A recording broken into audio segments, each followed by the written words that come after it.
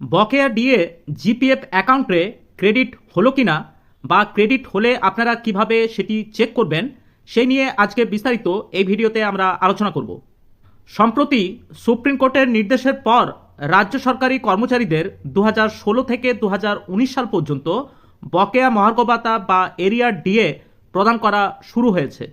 অর্থ দপ্তরের নির্দেশিকা অনুযায়ী গ্রুপ এ এবং গ্রুপ বি এবং গ্রুপ সি কর্মীদের এই টাকা সরাসরি তাদের জেনারেল প্রভিডেন্ট ফান্ড অর্থাৎ জিপিএফ অ্যাকাউন্টে জমা হচ্ছে। অন্যদিকে গ্রুপ ডি কর্মীরা সরাসরি তাদের ব্যাংকের অ্যাকাউন্টে এই বকেয়া মহার্ঘ ভাতা তারা পাচ্ছেন, কিন্তু অনেকেই বুঝতে পারছেন না যে জিপিএফ অ্যাকাউন্টের টাকা ঠিকমতো ক্রেডিট হলো কিনা বা কত ক্রেডিট হয়েছে সেটি কিভাবে তারা দেখবেন। গত 5/2/2026 সুপ্রিম কোর্টের ঐতিহাসিক রায়ের ভিত্তিতে রাজ্য সরকার মার্চ মাস থেকে প্রথম কিস্তির টাকা দেওয়া শুরু করেছে। গ্র্যান্ড ইন এড প্রতিষ্ঠানগুলি বাদে অধিকাংশ রাজ্য সরকারি কর্মচারীদের ইতিমধ্যেই তাদের বকেয়া এরিয়ার ডিএ তারা পেয়ে গেছেন। তবে গ্রুপ এ এবং গ্রুপ বি এবং গ্রুপ সি কর্মীরা জিপিএফ অ্যাকাউন্টের ব্যালেন্স নিয়ে কিছুটা চিন্তায় রয়েছে, কারণ অফিসিয়াল অ্যাকাউন্ট্যান্ট জেনারেল বা এজি বেঙ্গল এর তরফ থেকে এখনো পর্যন্ত জিপিএফ সেটেলমেন্ট আপডেট করা হয়নি।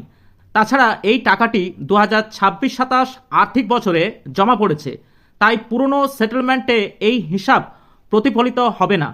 যদিও এজিডাব্লিউবি পোর্টালে এখনো পর্যন্ত কোনো আপডেট আসেনি, তবে কর্মীরা খুব সহজেই ডাব্লিউবি আইএফএমএস এর এইচআরএমএস পোর্টাল থেকে নিজেদের লগ ইন ব্যবহার করে তারা স্ট্যাটাস চেক করতে পারবেন কয়েকটি ধাপের মাধ্যমে।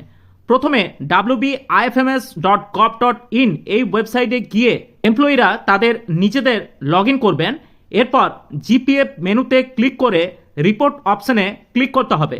সেখান থেকে জিপিএফ অ্যাকাউন্ট সেটেলমেন্ট নির্বাচন করতে হবে। তারপর ফিনান্সিয়াল ইয়ার হিসাবে অর্থাৎ 2025-26 সিলেক্ট করতে হবে। সেটেলমেন্ট টাইপের ঘরে ডিটেল স্টেটমেন্ট নির্বাচন করে জেনারেট রিপোর্ট যে অপশনটি আছে তাতে ক্লিক করতে হবে এবং রিপোর্টটি তৈরি হলে সেখানে আপনারা দুটি আলাদা রো দেখতে পাবেন।